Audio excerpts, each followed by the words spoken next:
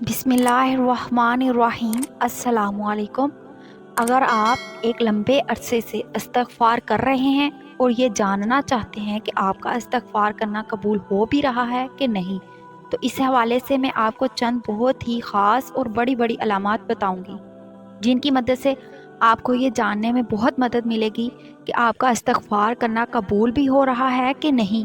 یہ بہت قیمتی ویڈیو ہے، اس کا ایک ایک سیکنڈ بڑا قیمتی ہے، اس لیے اس کی قدر کرتے ہوئے ویڈیو کو آخر تک پورے دھیان سے دیکھیں۔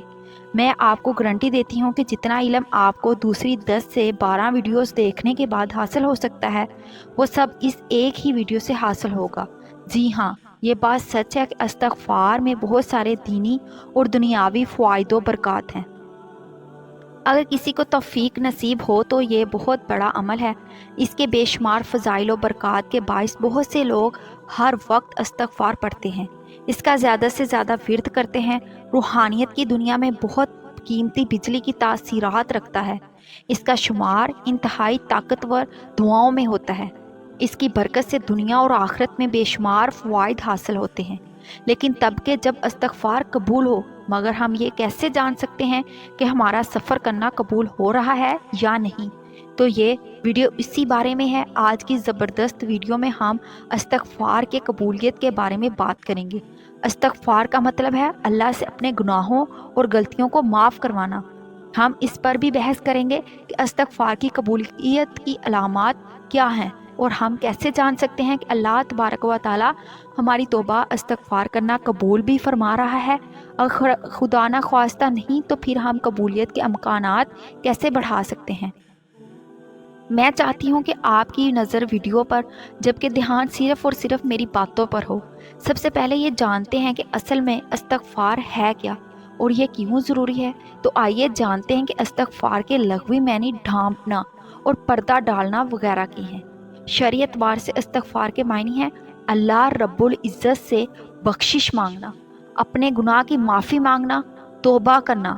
مانگنا، توبہ کرنا سے یوں سمجھیے جب اللہ تبارک و تعالی مجرم خطا کار کو اپنی مغفرت سے نوازتے تو حقیقت میں اللہ رب العزت نے اس انسان کے جرم کو اپنی رحمت سے ڈھانپ لیا۔ اس کے جرم و خطا پر سزا دینے کی بجائے اس پر رحم و کرم کا پردہ ڈال دیا، اور اس کے نامہ اعمال میں اس جرم کو شمار نہ کرتے ہوئے اسے یوں محسوس کر دیا جیسے وہ جرم خطا سرزد ہی نہ ہوا ہو۔ سبحان اللہ، یہ ہے استغفار کی برکت۔ نبی کریم صلی اللہ علیہ وآلہ وسلم کا ارشاد مبارک ہے، جو بندہ اپنے گناہوں سے توبہ کر لیتا ہے تو اللہ تبارک و تعالیٰ کرامن کاتبین کو اس کے گناہ بھلا دیتا ہے، اس کی جزا اور سزا بھی بھلا دیتا ہے، حتیٰ کہ زمین کو ٹکڑوں کو بھی اللہ تعالیٰ بھلا دیتے ہیں، یہاں تک کہ وہ قیامت کے دن اللہ تعالیٰ سے اس حال میں ملے گا جو اس کے خلاف اللہ ذوالجلال کی بارگاہ میں کوئی گواہ نہ ہوگا۔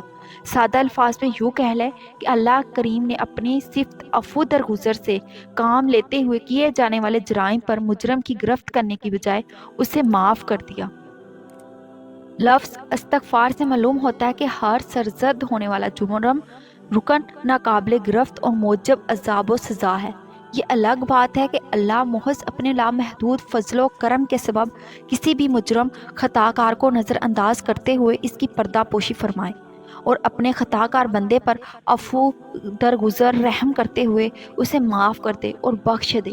دنیا میں اللہ کریم غفور الرحیم کی طرف سے مغفرت یہ ہے کہ اللہ اپنے بندے کا گناہ چھپاتا ہے اور کسی دوسرے پر اس کو ظاہر نہیں کرتا، اور آخرت میں مغفرت یہ ہے کہ اللہ تبارک و تعالیٰ اس گناہ پر اسے سزا نہیں دیتا، جس کا مطلب یہ ہوا کہ معاف کر دیتا ہے۔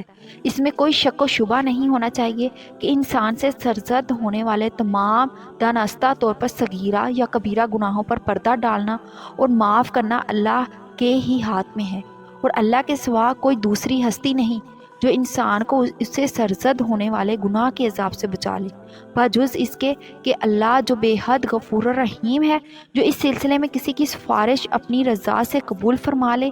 اور سب سے ضروری بات کہ استغفار کے معنی میں زبانی کلامی استغفر اللہ کرنے کے نہیں، بلکہ انتہائی خلوص کے ساتھ دل کی گہرائیوں سے اپنے جرم و خطا پر اظہار ندامت کرتے ہوئے خدائے بزرگ و برتر سے بخشش معافی طلب کرنے اور اس کے عذاب سے ڈر کر اللہ تعالیٰ کی طرف رجوع کرنے کے ہے۔ اب سمجھنے والی بات یہ ہے کہ ہم توبہ اور استغفار کرتے ہیں، دعائیں ہمیں کیسے معلوم ہوگا کہ ہمارا استغفار قبول ہوا یا نہیں؟ تو اس سلسلے میں قرآن مجید میں رہنمائی لیتے ہیں۔ قرآن شریف میں اللہ تبارک و تعالیٰ فرماتا ہے، کہہ دو اے میرے بندو جنہوں نے اپنی جانوں پر زیادتی کی، اللہ کی رحمت سے مایوس نہ ہو، بے شک اللہ تمام گناہوں کو بخش دیتا ہے، بے شک وہ بخشنے والا مہربان ہے۔ اس آیت اور چند اگلی آیات کو ملا کر اللہ تعالیٰ کی طرف سے اس کے بندوں کی طرف رحمت کا پیغام ہے جنہوں نے گناہ کیے اور اپنے آپ پر زیادتی کی۔ یہ آیت اس سے کہتی ہے کہ اللہ کی بخشش سے مایوس نہ ہو، کیونکہ وہ بڑا بخشنے والا، نہایت رحم کرنے والا ہے۔ یہ انہیں بھی تاکید کرتی ہے کہ عذاب آنے سے پہلے پہلے توبہ کر رہے ہیں اور اللہ کے سامنے سر تسلیم خم کریں۔ بعض مفسرین کے نزدیک تمام گناہ گاروں سے مخاطب ہے، خواہ وہ کافر ہیں یا مومن۔ یہ انہیں اللہ کی طرف رجوع کرنے اور اس کی ہدایت کو قبول کرنے کی دعوت دیتی ہے۔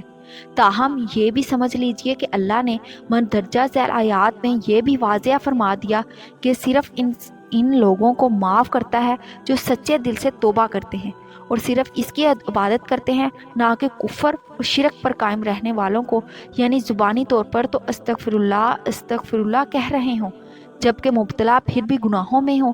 تو صاف ظاہر فرما دیا کہ توبہ قبولیت کے لیے ضروری ہے، گناہوں سے کنارہ کشی اختیار کی جائے۔ سچے دل سے مراد غلطیوں کو تسلیم کرنا، پچھتاوا محسوس ہونا، پکی سچی توبہ کرنا، معافی مانگنا، آئندہ کے لیے ان سے باز رہنا اور کثرت سے نیکیاں کر کے اپنے گناہوں کو نیکیوں سے بدلنا شامل ہے۔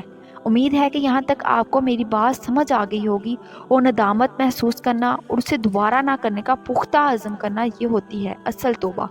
یہی چیز توبہ استغفار کا خلاصہ ہے۔ اللہ تعالیٰ ان لوگوں کو پسند کرتا ہے جو توبہ کرتے ہیں اور اس کی طرف رجوع کرتے ہیں۔ قرآن مجید میں ارشاد ہوا ہے، بے شک اللہ تعالیٰ توبہ کرنے والوں سے محبت کرتا ہے اور پاکیزگی اختیار کرنے والوں سے محبت کرتا ہے۔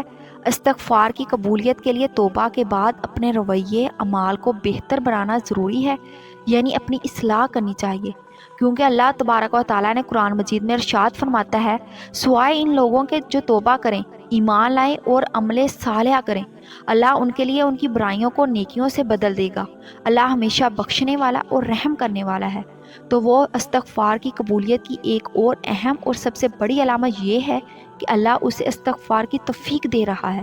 اگر اسے توفیق نہ ہو تو وہ استغفار نہیں کر سکتا، تو صاف ظاہر ہے کہ استغفار قبول ہو رہا ہے۔ جب بھی اسے توفیق بھی میسر آ رہی ہے۔ یہ توبہ استغفار قبول چند سب سے بڑی اور خاص نشانیاں ہیں۔ تاہم میں آپ کو ترغیب دیتی ہوں کہ ہمیشہ آئندہ اور خوف کے درمیان امید اور حقیقت پسندی کے درمیان توازن برقرار رکھنے کی کوشش کر رہے ہیں۔ اللہ کی بخشش سے کبھی مایوس نہ ہو اور نہ ہی اللہ کے عذاب سے بے خوف ہو جائے۔ انسان کو ہمیشہ اللہ سے مدد اور رہنمائی طلب کرتے رہنا چاہیے، اللہ سے اپنی توبہ قبول کرنے اور اپنے لیے رحمت اور خوشنودی کی دعا مانگنی چاہیے۔